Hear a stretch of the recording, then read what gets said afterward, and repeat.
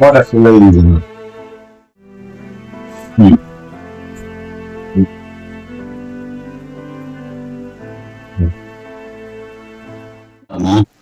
அதாவது என்ன ஆச்சுன்னா இல்ல என்ன ஆச்சுன்னா இவர் வந்து ஒரு ஆடியோ கண்ணி கிட்ட கிட்ட இவர் வந்து வேலை செய்யும் போது பிளம்பர், இவர் வந்து ஒரு பிளம்பர் கிட்ட கம்மி இவர் வந்து ஒரு நாம வந்து இன்னைக்கு ஒரு மாற்றுத்திறனாளி வந்து நம்ம பார்க்க போறோம். அதாவது நம்ம வந்து ஒரு நாளைக்கு வந்து ஒரே இடத்துல ஒரு நாள் இருக்க முடியுமா? நம்ம ஒரு மணி நேரம் இருக்க முடியுமா? ஒரு நாள் இருக்க முடியுமா? ஆனா இங்க ஒருத்தர் 11 வருஷமா ஒரே ஆங்கிள் திரும்பி கூட படுக்க முடியாம ஒரே மாதிரி இருக்காரு. அவரை கவனித்துக்கு யாருமே இல்லை, யாருமே வந்து பார்க்கவும் மாட்டாங்க. அவரை எந்த ஒரு அரசியல் தலைவரும் வந்து பார்க்கல இது வரைக்கும். கிட்டத்தட்ட 11 வருஷமா இருக்காரு. அவர் என்ன நிலைமையில இருக்காருன்னு நம்ம போய் பார்க்க போறோம். இங்க வாங்க. இந்த ஒரு பாழடைஞ்ச பில்டிங்ல தான் இருக்கிறாரு. இதுதான் வந்து இப்போ இன்னும் ஒரு எலெக்ஷன் முன்னாடி இடிக்க போறாங்க. குடியிருக்க அரசு குடியிருக்குது. இது வந்து நம்ம வந்து அவர் என்ன நிலைமையில இருக்காருன்னு நம்ம பார்க்க போறோம். வாங்க பாருங்க.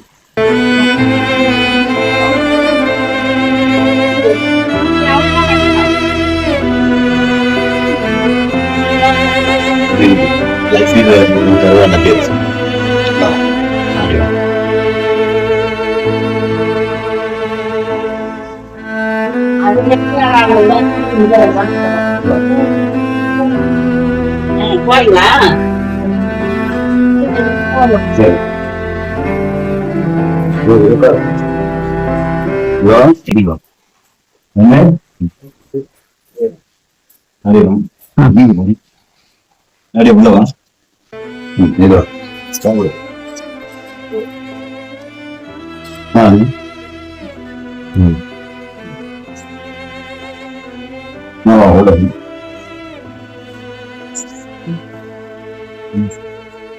போட சொல்லுங்க.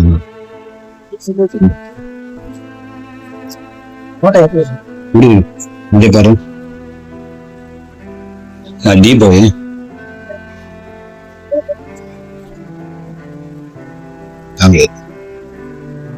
மேல பாரு சீலிங் பாரு.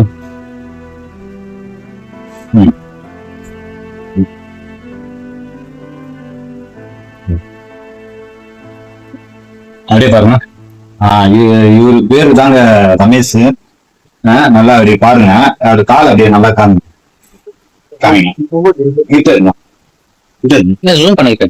அப்படியே பாருங்க.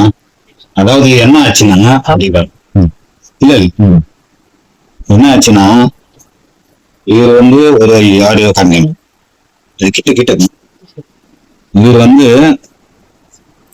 வேலை செய்யும் போது பிளம்பர், இவர் வந்து ஒரு பிளம்பர் கிட்ட கம்மி இவர் வந்து ஒரு பிளம்பர். இவர் என்ன பண்ணாருன்னா பில்டிங்ல வேலை செய்யும் போது ஒரு 3 மாடி பில்டிங் நினைக்கிறேன். என்ன பண்ணாருன்னா அவர் வந்து தவறி விழுந்துட்டாரு. தவறி விழுந்தவொடனே என்ன ஆச்சுன்னா இவரை கூட்டிட்டு போயிட்டு ஹாஸ்பிட்டல்ல வந்து அட்மிட் பண்ணாங்க. எங்கன்னா கேகே நகர்ல இந்த மாற்றுத்திறனாளின்னு ஒரு ஹாஸ்பிட்டல் இருக்கு. அங்க அட்மிட் பண்ணாங்க.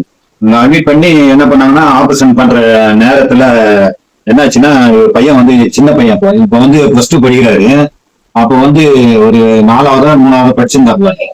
4வது 3வது படிச்சுன்னு இருக்கும்போது என்ன பண்ணாங்கன்னா அவங்க அம்மா என்ன பண்ணாங்க, இவரு இனிமே வந்து இவரு எதுவும் வேலை செய்ய முடியாது, இவரு நம்மளால காப்பாற்ற முடியாது. என்ன பண்றாருன்னா இந்த பையன் வந்து சின்ன பையனா இருக்கும்போது இந்த கடைக்கு போயிட்டு வரணும்னு சொல்லிட்டு அவங்க அம்மா வீட்டுக்கு போயிட்டாங்க. அவ்வளவுதான். அவங்க அம்மா வீட்டுக்கு போனவொன்னே என்ன ஆச்சுன்னா கிட்டத்தட்ட அவங்க என்ன சொல்றாங்கன்னா ஹாஸ்பிட்டல்ல யாராவது ஒருத்தர் இருக்கணும்னு கூட இருந்தாதான் அவங்க ஆபரேஷன் பண்ணுவோம்னு சொன்னாங்க. அப்ப என்ன பண்ணாங்கன்னா அவங்க அப்பா வந்து வயசானவர், இப்போ அவரால் முடியல, இந்த தெரியும் அப்பா ஹாஸ்பிட்டல் போயிருக்காரா, அவருக்கும் கேன்சர் வருது, அவருக்கும் ஹாஸ்பிட்டலுக்கு போயிருக்காரு. என்ன பண்ணாங்கன்னா அவங்களால முடியாதா, அப்ப முடிஞ்சாத யாருன்னா ஆள் இருந்தா தாங்க பார்க்க முடியும். என்ன பண்ணாங்கன்னா தற்காலிகமா சரி அந்த சமயத்துல சரி கொஞ்ச நாளைக்கு ஆளுங்க யாரா இருந்தா அப்புறம் ஆபரேஷன் பண்ணிடலாம் அப்படின்னு சொல்லிட்டு கூட்டிட்டு வந்து டெம்பரரியா தான் அந்த பெட்ல வீட்டுல போட்டாங்க. வீட்டுல போட்ட உடனே அந்த எப்ப எடுத்து போட்டாங்களோ அதே பொசிஷன்ல இப்ப கூட இருக்காரு. என்ன ஆச்சுன்னா இதுக்கு முன்னாடி வந்து ஒரு இரும்பு கட்டில் ஒண்ணு இருந்தது. அந்த இரும்பு கட்டில் வந்து எப்படி இருக்குன்னா ரொம்ப கொடுமையா இருக்கும். அந்த அந்த பெட்டு இவர் ஒரே இடத்துல பட்டு பட்டு பட்டு அமிங்கி ஃபுல்லா டேமேஜ் ஆகி அது உள்ள வரும்போது அவ்வளவு ஸ்மெல் வரும். அதை பார்த்துட்டு என்ன பண்ணா இந்த கட்டில வந்து நான் தான் கொடுத்தேன், இந்த இரும்பு கட்டில். ஆக்சுவலா வந்து நான் வந்து பேஷண்ட்டுக்கு எல்லாம் கொடுத்துட்டு நான் இந்த பிசினஸ் தான் பண்றேன். நாங்க இந்த இரும்பு கட்டில வந்து இவர் பார்த்துட்டு என்ன பண்ணா அந்த அந்த கட்டில தூக்கி போட்டு இந்த இரும்பு கட்டில போட்டுக்கலாம். இது வந்து தலை தூக்குமா அதெல்லாம் இருக்குங்களா? ஓகே. இது கொஞ்சம் போட்டனால இவருக்கு கொஞ்சம் வசதியா இருக்கு. தூக்குறதுக்கு தலை வந்து ரைஸ் பண்ணலாம், டவுன் பண்ணலாம், இதெல்லாம் பண்ணிருக்காங்க. இது பண்ணனால அதுக்கப்புறம் என்ன பண்ணனா ஒரு 6-7 வருஷத்துக்கு அப்புறம் தான் இவர் வந்து கவனத்துக்கு வந்தாரு. அதுக்கு முன்னாடி எனக்கு தெரியாது. அப்ப என்ன பண்ணனா அந்த 6-7 வருஷத்துக்கு நான் வரும்போது நான் வந்து சின்ன சின்ன முயற்சி எல்லாம் எடுத்தேன். சும்மா வாரத்துல எதனால முடிஞ்ச ஏதாவது கொடுப்பேன். இந்த வாட்ஸ்அப் குரூப்ல போடுவேன். யாரும் கண்டுக்க மாட்டாங்க. இது வரைக்கும் ஒரு 1000 ரூபாய் கொடுத்துறாங்க, 500 ரூபாய் கொடுத்துறாங்க. இது வரைக்கும் அந்த மாதிரி ரொம்ப பெருசாலாம் எதுவும் கொடுக்கல. சரி என்ன பண்ணலாம்னு பார்த்தா தினமலர் பத்திரிகைல எனக்கு தெரியும். ஏன்னா இந்த மாதிரி நியூஸ் எல்லாம் வந்து தினமலர் எல்லாம் போடுவாங்க. அது அந்த ஒரு விஷயத்துல தினமலர் பாராட்டலாம். நிறைய விஷயத்துல வந்து நல்லா ஹெல்ப் பண்ணுவாங்க. நாங்க வந்து தினமலருக்கு ஆப்போசிட்டா தான் செயல்படுறோம்னு வச்சுக்கலாம். இருந்தாலும் வந்து தினமலர் பத்திரிகை இந்த விஷயத்துல நல்லா ஹெல்ப் பண்ணுவாங்க. அதனாலதான் தினமலர் மட்டும்தான் ட்ரை பண்ணேன். வேற மத்த பத்திரிகை ட்ரை பண்ண எவனா இது பண்ணல. தினமலர் மட்டும்தான் நியூஸ் எடுத்து போட்டாங்க. ஆனா என்ன பண்ணாங்கன்னா அது ஒரு குட்டி செய்தி மாதிரி போட்டாங்க. ஒரு இவரோட இமேஜ் போட்டோவை போட்டு இருந்தா பரவாயில்ல. பொட்டி செய்தி போட்டதுனால ஒருத்தர் மட்டும் ஒரு தன்னார்வலர் வந்து ஒரு 5000 ரூபாய் அனுப்பினாரு. அதுக்கப்புறம் பார்த்துட்டு ஒரு 500-200ன்னு ஒரு 2 நாள் வந்துனே இருந்தது காசு. மொத்தம் பார்த்தோம்னா ஒரு 5000 ரூபாய். அது ஒரு இந்த சில்லறையா பார்த்து ஒரு 3000-3500 ரூபாய் வந்தது. ஒரு 8500 ரூபாய் வந்திருக்கும் இப்போ தினமலர்ல போட்டதுனால. அதுக்கப்புறம் வந்து அவ்வளவுதாங்க, அதோட முடிஞ்சு போச்சு. அதுக்கப்புறம் என்ன பண்ணனா இவரு நியூஸை பத்தி ஏதாவது வைரல் ஆனதான் இவரை பத்தி பப்ளிக் தெரிய வரும். அப்படி பப்ளிக் தெரிய வந்தாதான் நம்ம வந்து முதலமைச்சர் கவனத்துக்கு போவோம். அப்படி முதலமைச்சர் கவனத்துக்கு போனா மட்டும்தான் எல்லாருக்குமே இப்ப எல்லாமே கிடைக்குது. அது கவனத்துக்கு போகலன்னு வச்சுங்களா ஒன்னே கிடைக்காது. அதனால ஏன்னா இப்ப முதலமைச்சர் கவனத்துக்கு எவ்வளவு மேட்டர் நான் பார்த்திருக்கேன். ஒரு குடும்பம் வந்து ரொம்ப பாதிக்கப்படுதுன்றதால அப்புறம் வந்து நரிக்குறவு குடும்பத்தையே போய் பார்த்தாரு முதலமைச்சர். உதாரணத்துக்கு சொன்னா கமல் கூட வந்து ஒரு பொண்ணு வந்து பஸ்ல அவமானப்படுறதுனால கமல்ஹாசன் போயிட்டு அந்த பொண்ணுக்கு வந்து காரே வாங்கி கொடுத்தாரு. நல்லா பாத்துங்க, ஒரு நார்மலான நம்மள மாதிரி மனுஷன், நம்மளோட நல்லா இருக்கிற ஒரு லேடிஸ் ஒரு கார் வாங்கி கொடுத்துருக்காரு. கார் எதுக்கு வாங்கி கொடுத்தாருன்னா ஒரு அவமானப்பட்டு இருக்காங்க அந்த லேடி, அவமானப்பட்டதுக்காக மட்டும் கார் வாங்கி கொடுத்துருக்காரு. சோ அப்போ இவர் வந்து அடிமட்டம், அதாவது சோத்துக்கு கூட வழி இல்லை, சாப்பாடுக்கு வழி இல்லை. இந்த வீட்டுல வந்து பாத்தீங்கன்னா அவ்வளவு ஸ்மெல் வரும். எனக்கு தெரியும். அன்னைக்கு ஒரு ஃபாஸ்டர் போட்டு வந்தோம். அவர் என்ன பண்ணாரு, வந்து பார்த்த உடனே கண்ணு கலங்கிட்டாரு. என்ன இப்படி இருக்காரு, நான் ஏதாவது ஹெல்ப் பண்ணணும்னு சொல்லிட்டு அவர் என்ன பண்ணாருன்னா ஃபாதர் வந்து ஃபர்ஸ்ட் வந்து நான் 10 லட்சம் ஆனவங்க நான் செலவு பண்றேன். ஆனா இவரை ஃபர்ஸ்ட் கூட்டிட்டு போயிட்டு ஸ்கேன் எடுத்துட்டு இதுதான் செலவாகும் எனக்கு எஸ்டிமேட் தரணும்னாரு. அவர் வந்து சைப்ரஸ்ல இருக்கிறாரு நாட்டுல. அந்த ஃபாதர் கிட்ட ஒரு ஆதரவு இல்லாத ஒரு பையன் கூட ஆக்சிஜன் மிஷின் நான் வாங்கி கொடுத்தோம். அந்த மாதிரி ஹெல்ப் பண்றாரு. என்ன ஒண்ணு அவர் எஸ்டிமேட் கேட்கறாரு, எனக்கு வந்து இதுதான் செலவாகும்னு கொடுங்க. ஆனா அவரு அந்த டைம்ல ஒரு சைப்ரஸ் நாட்டுக்கு போயிட்டாரு. வந்தாருன்னா 6 மாசம் ஒரு தடவை இந்தியாவுக்கு வருவாரு. அந்த மாதிரி சமயத்துல தான் இப்ப திருப்பி அவரை கேட்க முடியும். ஆனா அது கூட வந்து அவரு வந்தாருன்னா ஒவ்வொரு ஷெடியூலும் வந்து ஒவ்வொரு கண்ட்ரி இல்ல ஒவ்வொரு ஸ்டேட்டுக்கு போவாரு. இதோட எப்போதான் இங்க வருவான்னு தெரியல. அதனால அவர் மேலே நம்பிக்கை போயிடுச்சு. ஏன்னா திருப்பி சென்னைக்கு வந்தாதான் நம்ம ஹெல்ப் கேட்க முடியும். என்னன்னா இப்ப பாருங்க, இப்ப ரொம்ப பொறுமையா ஹவுசிங் போர்டு வந்து இந்த இடிய போறாங்க. இவர் வந்து எங்க எல்லாமே பக்கத்து வீட்டுல எல்லாம் ஸ்ட்ரிக்ட் ஆகிட்டு போயிட்டாங்க. இந்த ஹவுசிங் போர்டுல வந்தீங்கன்னா குறிப்பா காலியா யாருமே இல்ல, பக்கத்து வீட்டுக்காரன்னு யாருமே இல்ல. பக்கத்து வீட்டுல கூட இது வரைக்கும் பக்கத்து வீட்டுக்கார கூட எட்டி பார்க்கல. அந்த மாதிரி ஒரு சூழ்நிலை ஒரு யாருமே கவனிப்பாரு என்று இருக்காரு. என்னன்னா வயசான அவங்க அப்பா அம்மா இருக்காரு. அவங்க காலத்துக்கு பிறகு ஒரு என்ன நிலைமை ஆகும்னு தெரியாது. அந்த பையன் இருக்கான். ஆனா பையன் வந்து இப்போதைக்கு படிச்சுன்னு இருக்காப்புல.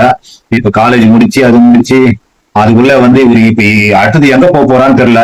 பாருங்க மேல பாருங்க, மேல வந்து ஒவ்வொன்னா எத்தனோ டிக்கா மேல எல்லாம் விழுந்துருக்கு. இந்த 10 வருஷத்துல எத்தினி பிட்டு பிட்டா கீழே விழுந்திருக்கு. இங்க ஒண்ணு கரெக்டா விழுற மாதிரி இந்த பிட்டு ஒரு தலையில விழுற மாதிரி இருக்குது.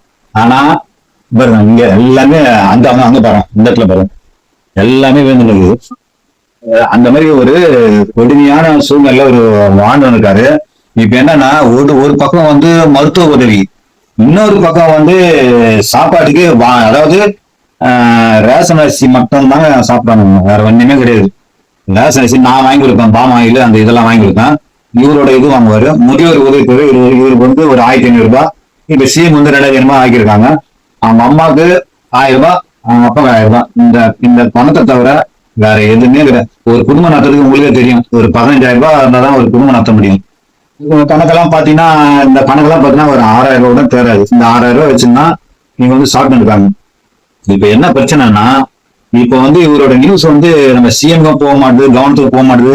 இது போன எலெக்ஷன்ல கரெக்டா 2021 எலெக்ஷன்ல ஒரு வீடியோ ஒன்று எடுத்து போட்டேன்.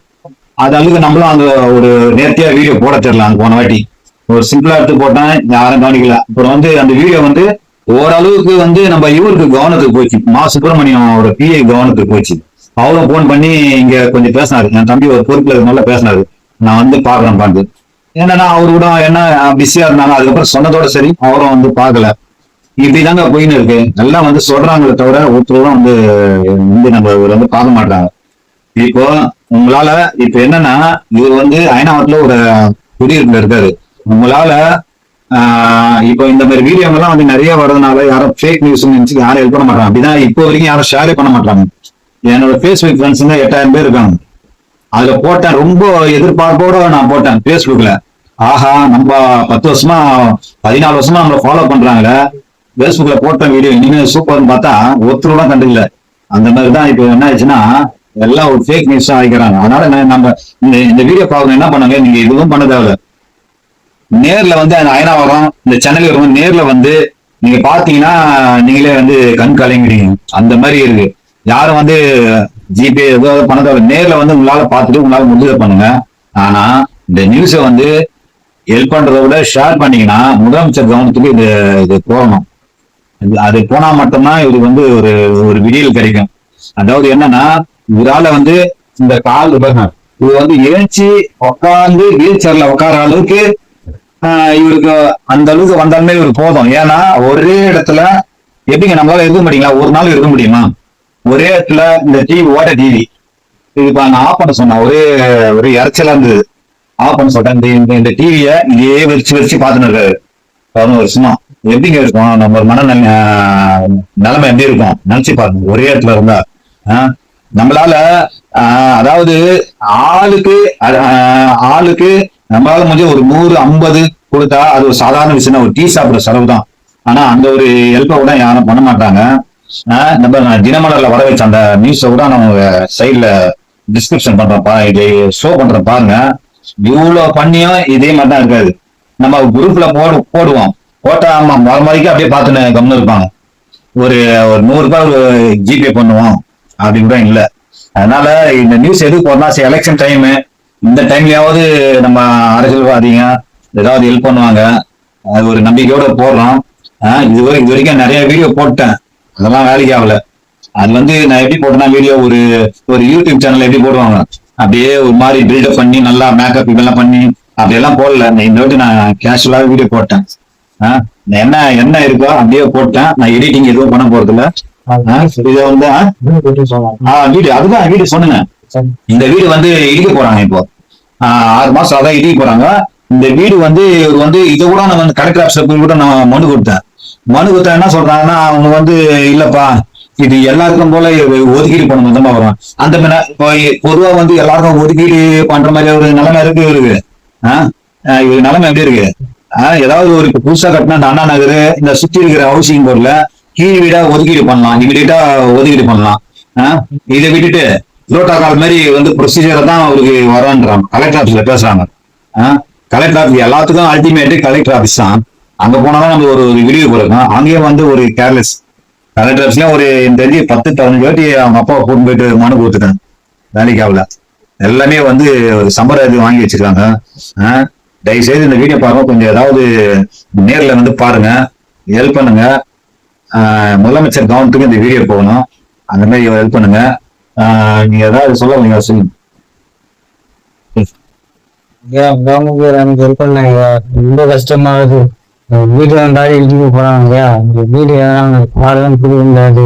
செல்ஃபு வாடிதான் போனோம். 1 மாசத்துல வீடு காலி பண்ண சொல்லி இதான் முடிஞ்சா எந்த இது அரசு யாரும் இருந்தாலும் கொஞ்சம் எனக்கு ஹெல்ப் பண்ணாங்க. எனக்கு வேலை இல்லைங்க ஐயா. ரொம்ப கஷ்டமா இருக்கு.